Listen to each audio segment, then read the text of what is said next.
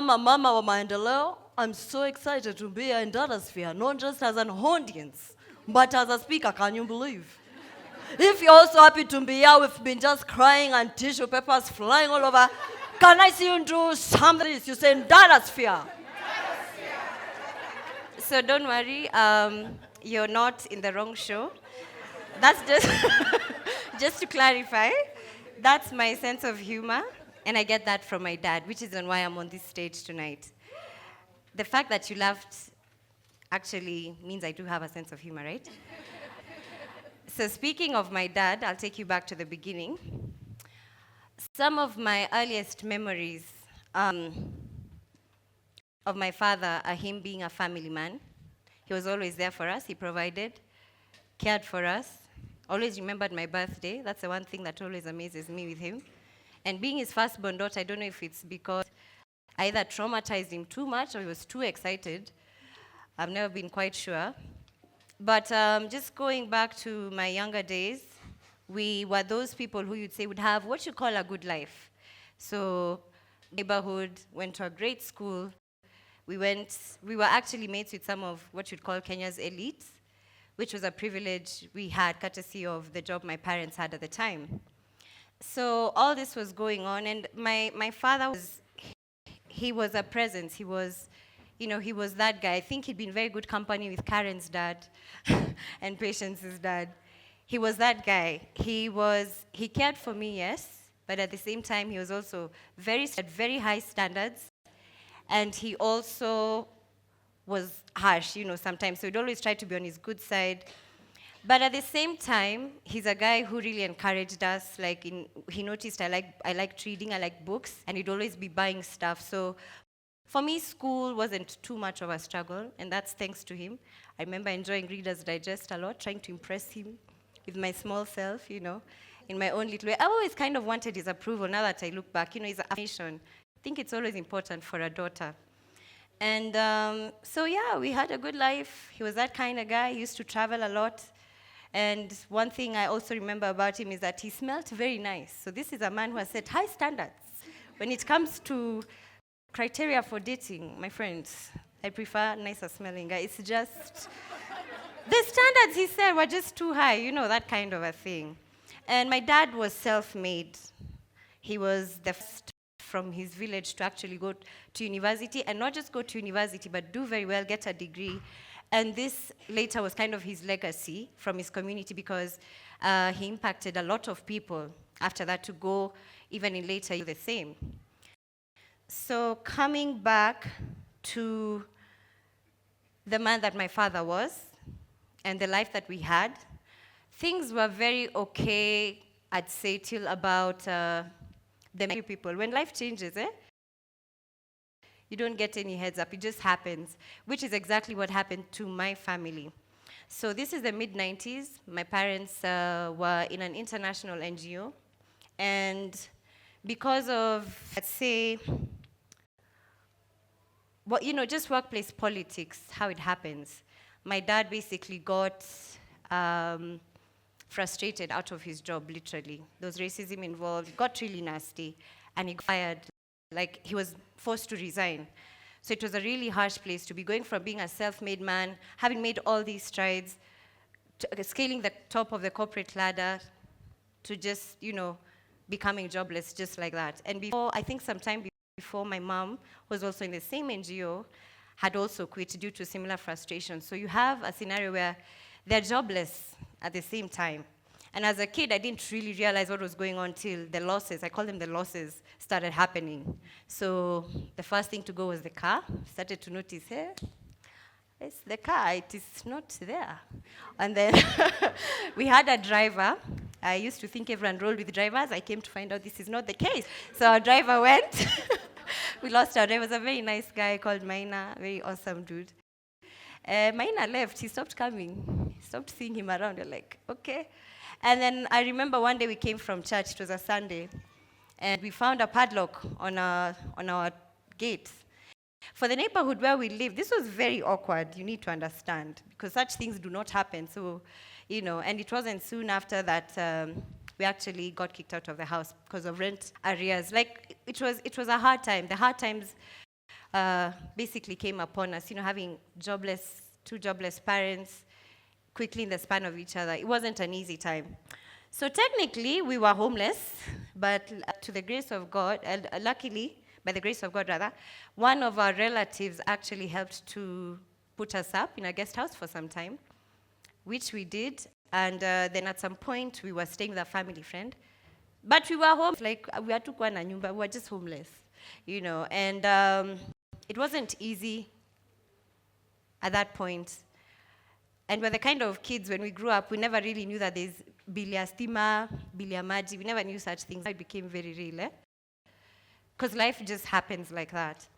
So during this whole time, my mother basically is the rock that kept us going. And she's here tonight. I think she's a very amazing person. She needs a clap. So my mom kept us going. And she, through the tough times, because what happened was, when all this was going on, my father actually sunk into a very deep depression. Deep depression. And we just noticed that, as children, you don't really get this stuff. But now that I'm grown, I realize what it was. Because he used to just basically bed most of the time. So what we do is we take him his food and his newspapers. Having been a trained journalist, he always had to have his paper.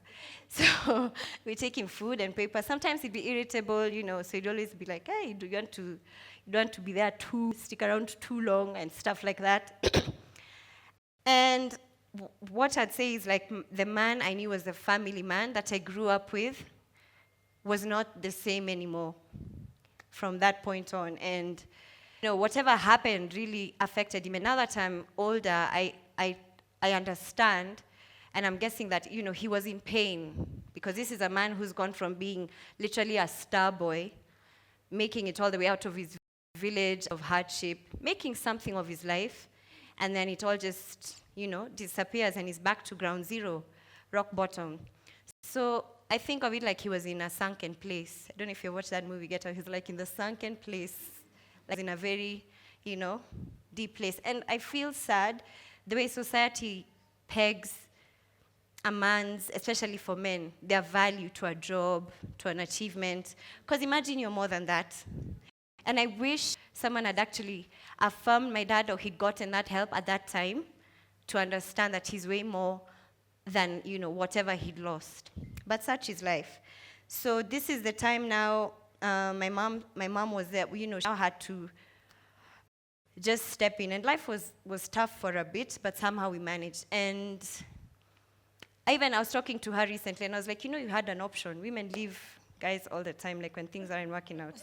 Yeah, I was just keeping, and she told me that it never crossed her mind. It never crossed her mind. Like, she's a ride or die, She's just real. And we need, I think, more women like that. So basically, after that, we're having hard times. And it was for a while, but we finally got our own place.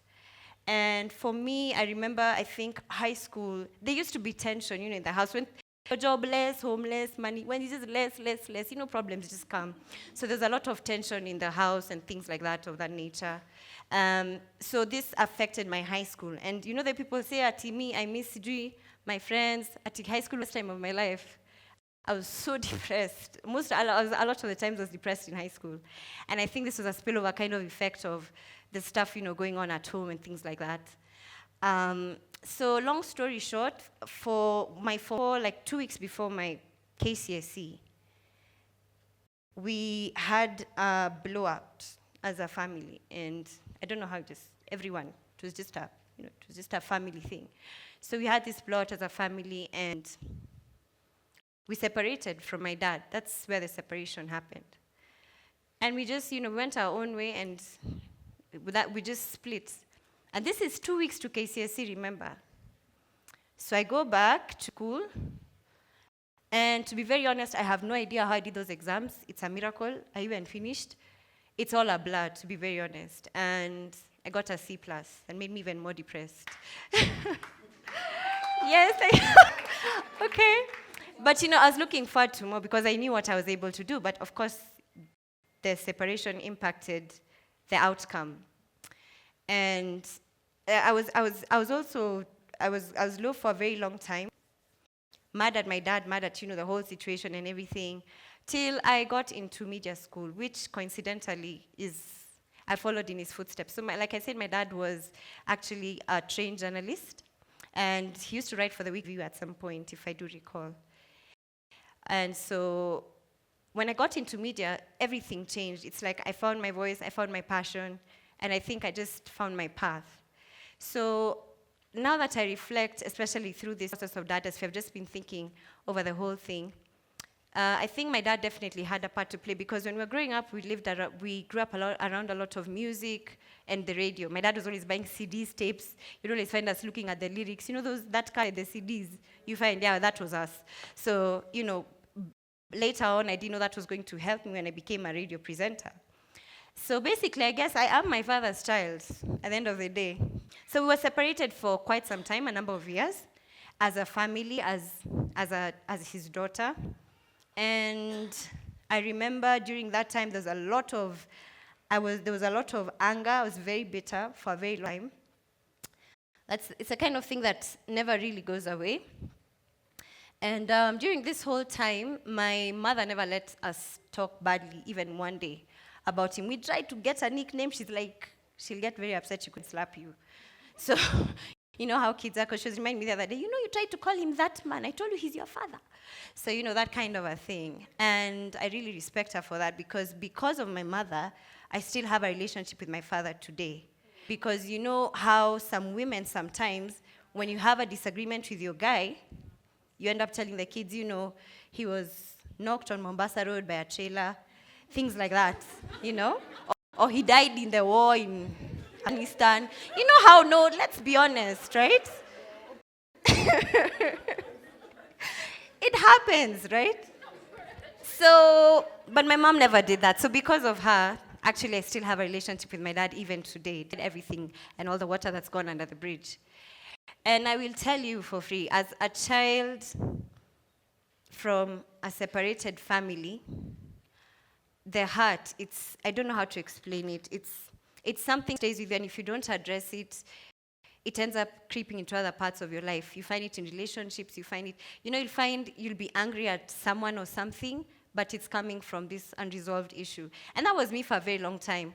When it came to my dad, I would either try not to think about him, or there's a time I think at my mad phase, I'd be really angry at him. I'm like, why did this happen?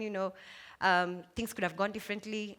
How our lives got affected, my KCSE, the way our grade system defines us and all that. So that was me for a long time. So we were separate. We weren't in touch for a very long time. You just hear through maybe relatives, your father is doing 1, 2, 3, the other. And that was just about it. He didn't used to know where we live. It was, he was over there, over here doing our thing for a very long time. And so the first time we actually had physical contact with him was when his mother, our paternal mother, passed on. It was very emotional and very confusing, because you can imagine we haven't talked for all these years, and then we're meeting at a funeral. So, and you just have to play your part, you're cooking, just how funerals are. So that was the first time we got in touch, and somehow from there, I think that's where the reconnection kind of started happening as a family, me as his daughter. And from there, moving on, I remember he came for my graduation, and my mother was just reminding me that he was so proud, like he was remembering the songs I used to dance and sing in nursery at my graduation. I don't know, I think I was having a moment. So, So I was like, yeah, so I think he still had that soft spot for me that he always had. And so from there, just slowly, we started talking. And I think through that process of the reconnection and all that is when I started seeing my father for the first time as a human being, not a parent. Because let me tell you, at the end of the day, that's all our parents are. They're human beings. Their weaknesses, their strengths, they're human. I don't know at what point I decided, but I think I was like, this is a relationship I want to work on. Because let me tell you, at the end of the day, you only have, and my mother keeps telling us this, you only have one father, you only have one father, that's it. So you can try and ignore or whatever. Because the thing is, losing a father, even if it's through separation, it's still a loss. And it does something to you, whether you admit it or not. Like I was in denial for a very long time. Whether you're even conscious of it or not, it'll show up in your life till you address it. So anyway, some of the lessons I have learned from my dad that I carry on till today are, he's always had a very strong work ethic for as far as I can remember, and he also instilled the same in us. But the best thing about my relationship with my father now, I'd say that I do appreciate very much, is that he sees me as a grown-up. Like, he sees me as a grown woman. When we talk, he listens to what I have to say, which is very important. He values what I say. Sometimes even we'll consult. And going back to the days where, this was a guy, just this, like, there's no discussion. What he says, that's it. So that's a lot of progress. Like, he's now seen that, I've grown, I'm an adult, and I actually have some value to add. So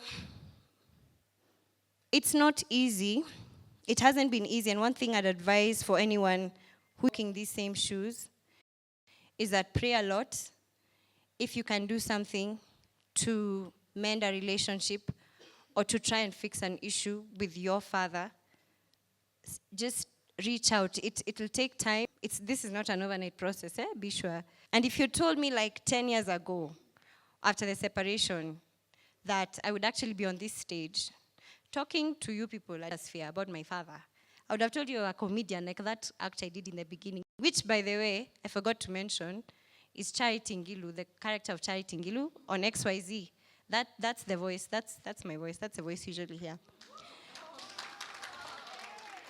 So if you told me that I would be here talking to you about my dad, I'd say you're a comedian. And I'll just say that to say this. Strong men raise strong daughters.